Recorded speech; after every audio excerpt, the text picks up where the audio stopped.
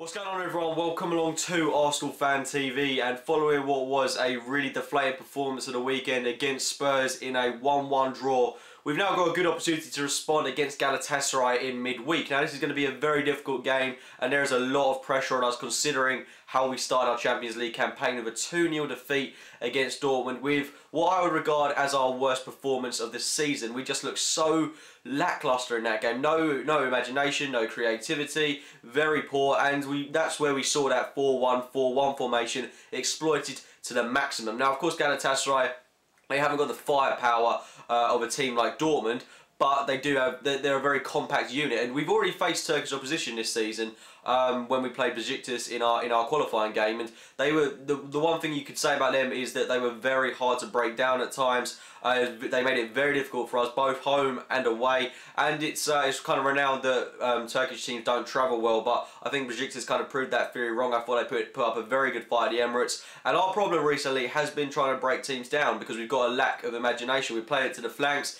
and we're not going through the middle of teams, and that's really where our problem's been at the moment, in my opinion.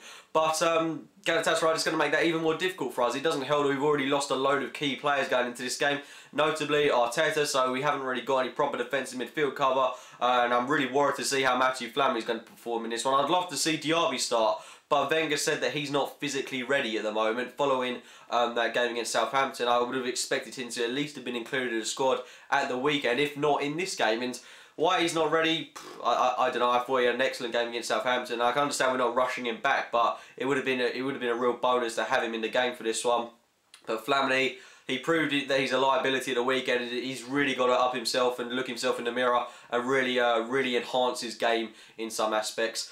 But as well as that, we've also lost Jack Wilshere, who could possibly be out for a few weeks. Also lost Aaron Ramsey, which is just a huge blow. Even if he hasn't been performing well, he just brings something to the team morally. But not to mention all the other injuries we've already got, the likes of Walcott, Monreal, Gnabry, Giroud, Debuchy. Our injury list is so obscene at the moment, and this is going to be an incredibly difficult fixture, but we have to win it because we've got to get some points on the board. We've got to get our Champions League campaign off the mark and get it rolling. But it's going to be really hard. I think we're going to see a really mismatched and possibly quite unbalanced lineup going into this one. The lineup I'd like to see Wenger start with is Szczesny in goal, Chambers at right back, Mertesacker, Koscielny, Gibbs, Flamini, Rosicky, Sanchez, Ozil, Cazorla, and Danny Welbeck. Now, the things with that lineup is the worry there is that we're not really rotating players in a sense. I've put Cazorla in for Oxlade-Chamberlain because I think it's natural that we give him a rest. He's a young guy. Cazorla's an excellent player